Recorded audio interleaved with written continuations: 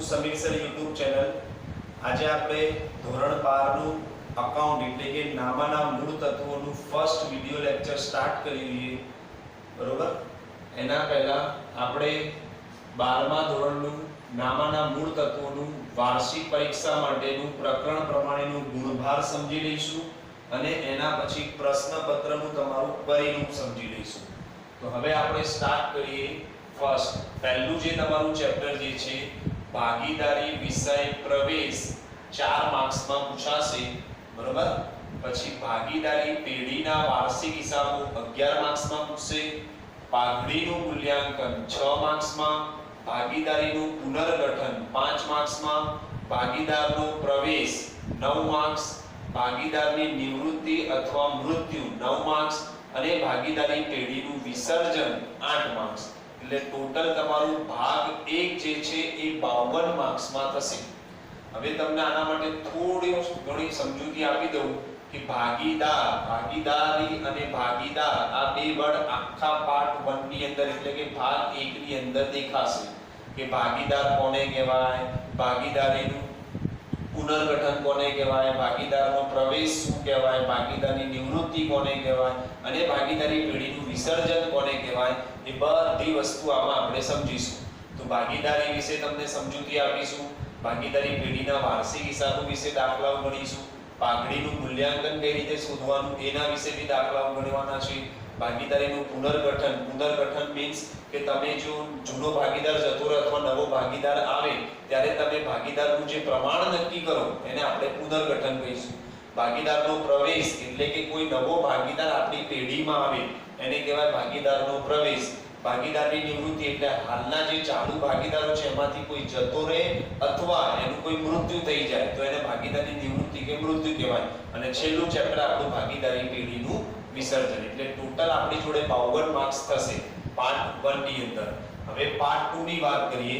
આ જે છે એ આખું બેઝ હતું તમારું 12મા ધોરણનું એકદમ બેઝિક લેવલ અને પાર્ટ 2 જે છે એ તમારું FY SY TY ને રિલેટેડ જ બધી વસ્તુ આમાં આપેલી છે। એટલે અહીંયા તમને આ બેઝિક વસ્તુ આપેલી છે અને આ જે વસ્તુ જે 1 થી 6 ચેપ્ટરો જે છે એ તમને FY SY TY માં બી કામ લાગશે બીકોમ ની અંદર, બરાબર।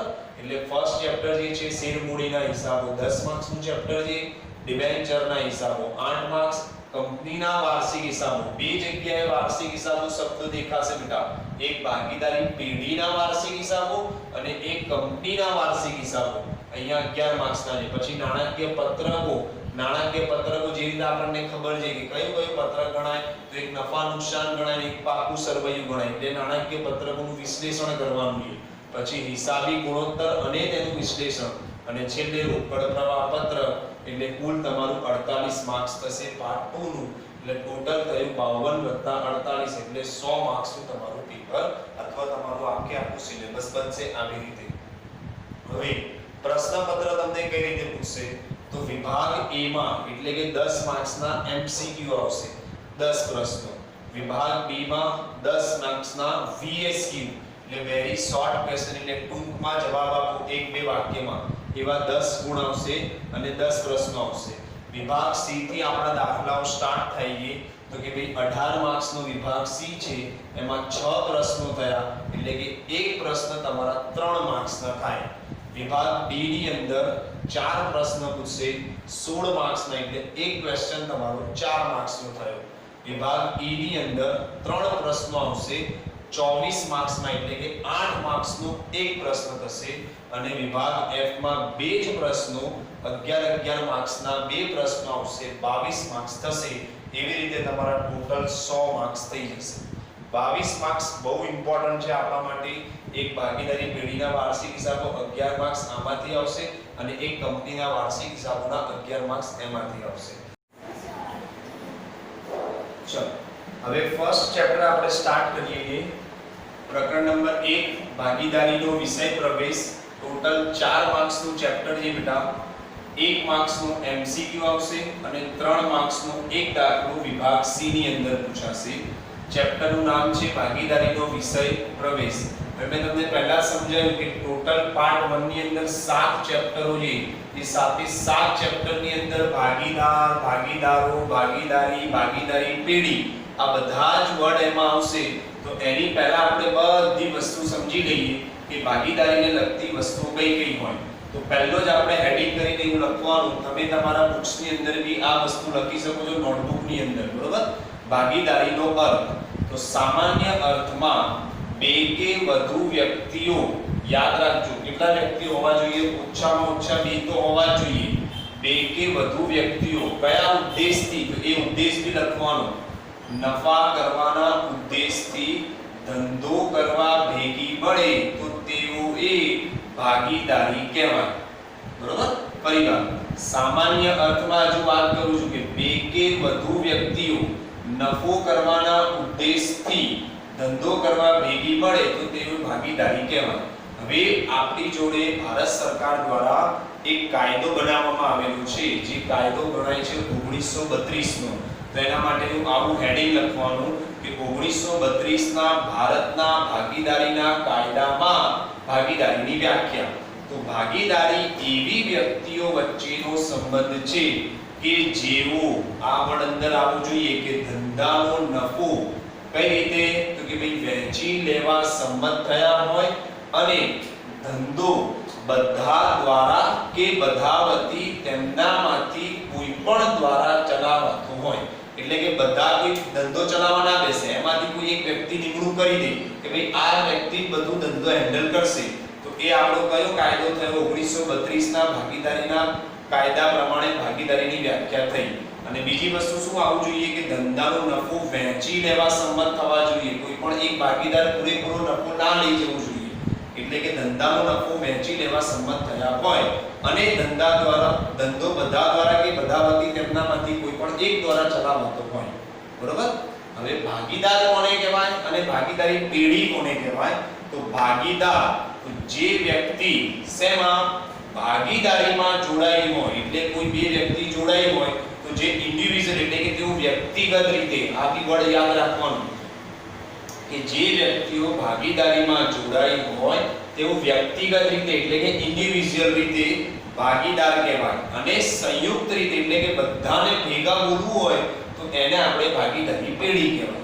આ બે વર્ડ યાદ રાખવાના કે ભાગીદાર વર્ડ કીધું હોય તો એ ઇન્ડિવિડ્યુઅલ એટલે પોતે ભાગીદાર છે એમ, અને જ્યારે બધા જ બેસેલા હોય અને એમને કેવું હોય તો કે ભાઈ આ એક ભાગીદારી પેઢી ચલાવે છે, એનો મીનિંગ એવો થયો.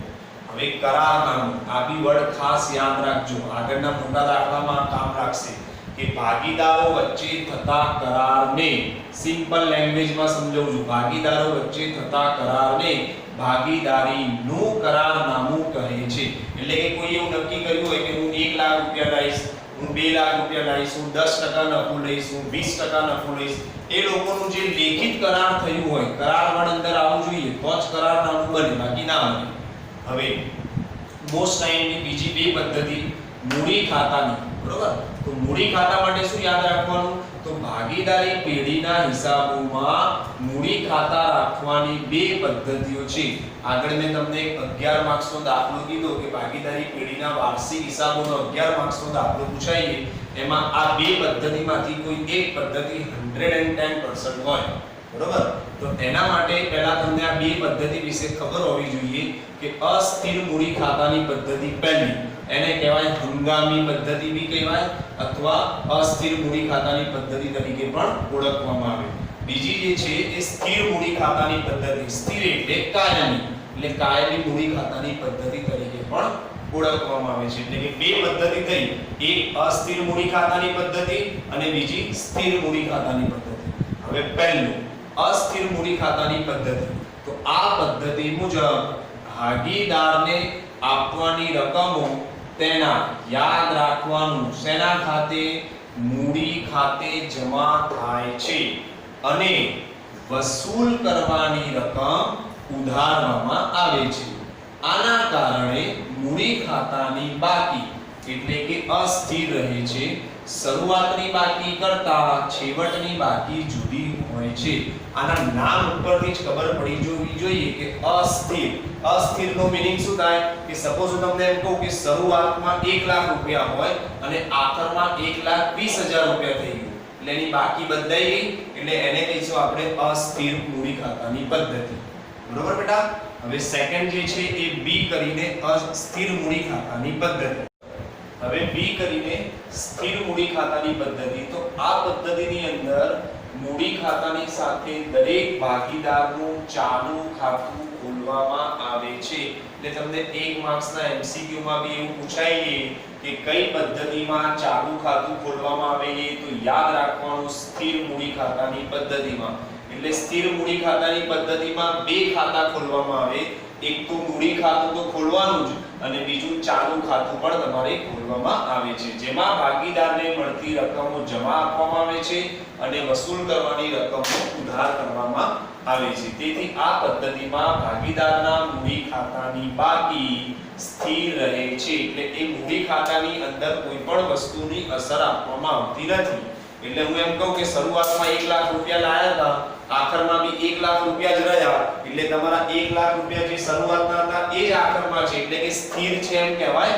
હવે સ્થિર છે એટલે કઈ પદ્ધતિ સમજી જવાનું? સ્થિર મૂડી ખાતાની પદ્ધતિ.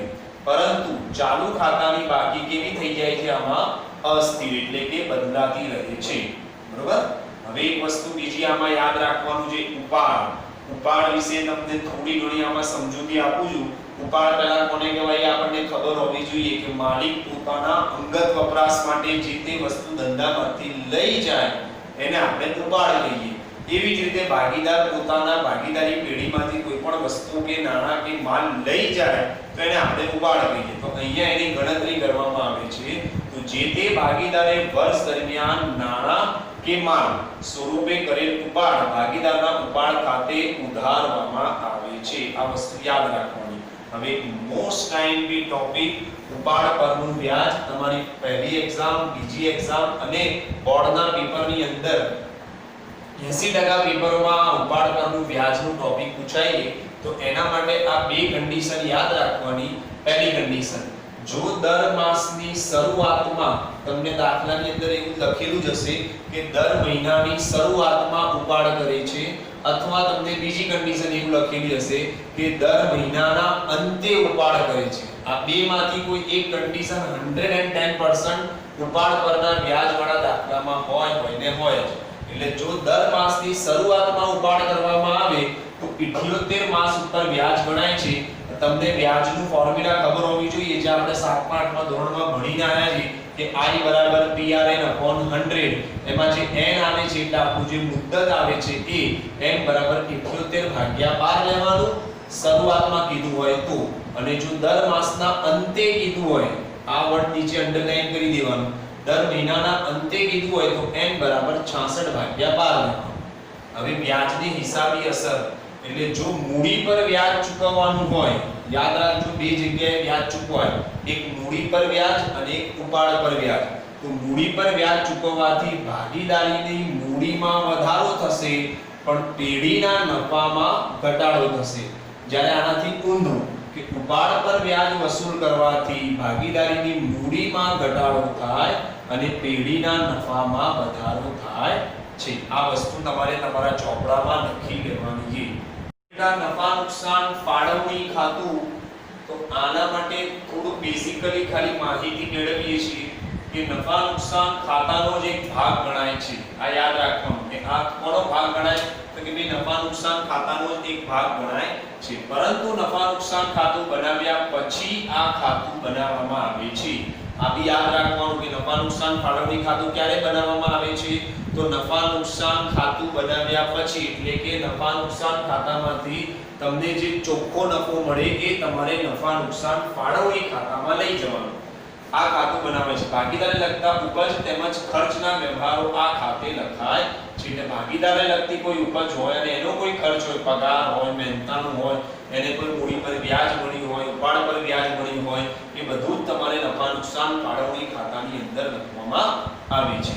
હવે નફા પર કમિશન જેવી રીતે ઉપાડ પર વ્યાજની ગણતરી કરતા હતા એ રીતે નફા પર કમિશનની માટે બી એક દાખલો પૂછાય છે કે ભાગીદારને નફા પર આપવામાં કમિશનની ગણતરી બે રીતે થઈ શકે છે. આ બંનેનું તમારે ખાસ બેટા બરોબર ધ્યાનથી સમજી લેવાનું કે કઈ રીતે આની ગણતરી કરવાની છે. તો કમિશન પહેલાના નફા પર કમિશન એટલે આ યાદ રાખજો, કમિશન પહેલાના નફા પર કમિશન ગણવાનું કીધું હોય તો જે તમારો નફો હોય એ ગુણ્યા કમિશનના ટકા છેદમાં 100 એટલે કે 10% હોય તો 10 ભાગ્યા 100. પરંતુ જે બી નંબરનો ટોપિક જે છે એ મોસ્ટ ટાઈમ પીરિયડ કમિશન બાદ કર્યા પછીના નફા પર. અહીંયા શું કર્યું છે? કમિશન પહેલાના નફા પર અને અહીંયા શું કીધું છે? કમિશન બાદ કર્યા પછીના નફા પર કમિશન ગણવાનું હોય તો ચોખ્ખો નફો ગુણ્યા કમિશનના ટકા છેદમાં 100 જે ઉપર લખતા હતા એ રીતે ત્યાં સુધી એ જ લખવાનું પણ પ્લસ કરીએ કમિશનના ટકા એટલે કે હું એમ કહું કે કમિશનના ટકા 10% હોય તો ઉપર 10 આવશે અને છેદમાં 110 થશે. ખબર પડી ગઈ? 100 + 10 એટલે 110. હવે બેટા જો તમને અમારું ટીચિંગ ગમતું હોય તો તમે અમારું ચેનલ લાઈક કરો, સબસ્ક્રાઇબ કરો એન્ડ શેર કરો. બાજુમાં બેલ આઇકોનનું બટન હશે, બેલ આઇકોનનું બટન બી દબાવો જેથી અમારી નવી વિડિયો તમારા સુધી પહોંચી જાય. Thank you.